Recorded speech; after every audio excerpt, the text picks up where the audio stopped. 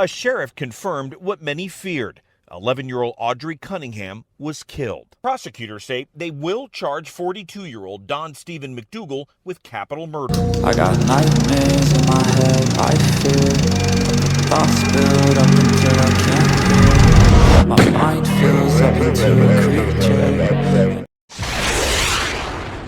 Hello and welcome to True Crime Rocket Science, the most authentic voice in true crime. Well, sad news, it is pretty heartbreaking. It's all over. The 11-year-old's lifeless body has been found in the fast-flowing Trinity River near the small East Texas town of Livingston. Livingston is about 70 miles northeast of Houston. Based on all of the evidence that law enforcement has collected, they are in the process of preparing the appropriate arrest warrants for Don Stephen McDougal. At this time, we believe the appropriate arrest warrant is going to be for capital murder in the death of AUDRII Cunningham. It's thanks to the high-profile nature of this case that law enforcement were able to quickly get and use video from the public and also use the cell phone evidence from the suspect's phone. The suspect also seems to have given law enforcement incriminating information. Is that going to affect perhaps his conviction, perhaps his sentence, perhaps any possible trial against him? Would he possibly take a plea deal? But it just shows you how there are eyes everywhere. And when a crime is committed today in this modern era, a crime like this one, all law enforcement has to do is basically flick a switch and ask for those to target a certain area and show them what they have. Contrast this with the Doulos case where 5 years later, Jennifer Doulos' body still hasn't been found. And I think the difficulty for the perpetrator was resources. I don't think he has his own property. Where he lives is very close to the parents, so he couldn't really commit the crime over there. It would be too obvious and too dangerous. In AUDRII's case, it barely took 6 days to find this poor little girl and arrest and charge the obvious suspect with capital murder. So you also don't have a situation of it's so difficult to find who could have done this. In this case, it was absolutely obvious. Why? Because there was someone right there with access to her that is coveting her, right, and seeing her on a daily basis. By the way, capital murder is premeditated murder, and built into that premeditation was a sick middle-aged man coveting this child on the many occasions she was left in his custody. And if there's anything this case can show us is that think about the people that are around your children. And perhaps people who are watching this may be aware of someone who has access to their child that probably shouldn't and might withdraw them from that person's influence. What's certainly hard to get away from is this person, just looking at him, he does look like basically rubbish, doesn't he? He looks like he's bad news. I guess it's unfortunate that it's taken this incident for him to be exposed. Before we get to the rest of this analysis, if you haven't subscribed to the channel, please do. If you find this analysis worthwhile, please like, share, leave a comment, and let's continue. Now, as tragic as this case is, we can learn something from it, about what a genuine abduction looks like in order to differentiate it from a simulated or staged abduction, which is what we may be dealing with in the Ramsey and McCann cases. Now, I do think the age of this child is quite important. She's 11 years old, right?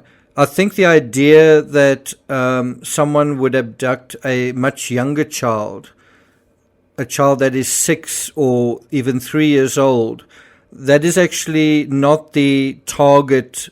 That is atypical. And so a child really of this age is more typical. But more particularly, what does a real stranger abduction look like? Well, the answer is most abductions aren't by complete strangers.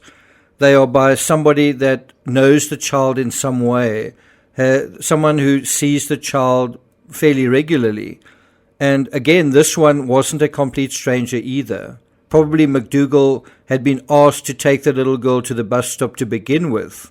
Perhaps he volunteered. And then with her in his vehicle, just a day after Valentine's Day, and obviously that day is in this man's heart and mind, the temptation to do something terrible was just too great. It must have seemed so easy to do and easy to get away with. Unfortunately, he didn't seem to realize just how obvious he would be as a suspect once the cops came knocking. These are crimes of opportunity, but the younger the child is, the more restricted access would be to that child. And so you also have that aspect. When a child is very young, the parents tend to be hovering nearby constantly, and that makes it very difficult to commit a crime like this. On the other hand, when the child is somewhat older, there's a certain amount of freedom that they are given, and that then leads to this less restricted situation.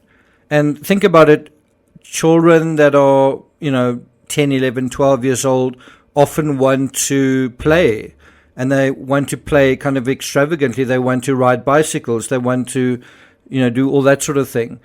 Unfortunately, in this case, the parents actually allowed access to the eventual perpetrator. And this is why the best precaution parents can take to keep their children safe is to maintain vigilance. Maintain vigilance around people they know and people who have access to their children. You're lost, you're empty, and right now I am empty. Also, this is what a grieving mother looks like. Did Audrey's mother, Cassie Matthews, have difficulty showing her emotions? Did she hire a PR firm? Did she sit down for an interview, or was she interviewed on scene, clearly distraught, kind of messy, not in a sort of a situation where her appearance is taken care of? Does she appear obviously overwhelmed? You can hear it in her voice. You can see it in her face. This is what a grieving mother looks like. Next thing, a vehicle is part of the chain of evidence. An abduction implies movement. Someone is taken from point A to B. The obvious and easy way to move someone who might not be willing to move or shouldn't be going where she's going. In this case, she's supposed to be going to school. And what happens the moment the vehicle drives past that bus stop? And so the vehicle provides a place for the perpetrator to secure and transport his victim. And so the question is, did McDougall commit the crime in his vehicle? Well, if you take a look at it, it has tinted windows and a closed compartment at the back, so I wouldn't be surprised. And then the last question, why water? A crime like this is obviously associated with enormous taboo. It's an enormous social taboo, a crime like this. It's one of the worst crimes anyone can commit. And so once the crime has been committed, water is often used to hide, but also to wash away the crime.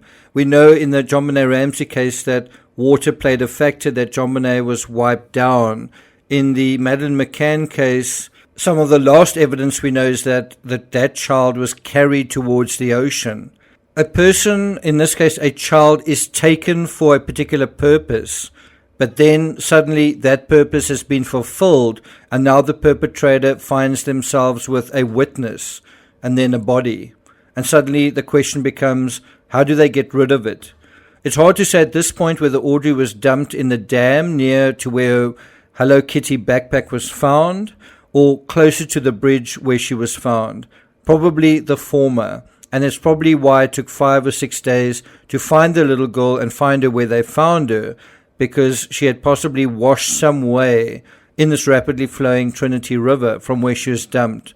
This once living, beautiful, lively child reduced now permanently to lifeless river debris. This was a nightmare on the scale of one person, one little girl, but obviously it'll leave lifelong scars for her heartbroken family. It will leave lifelong scars for the neighborhood, lifelong scars for the community. Life is precious, which is why we need to be so careful to protect it. Thank you for listening, and I'll see you guys next time.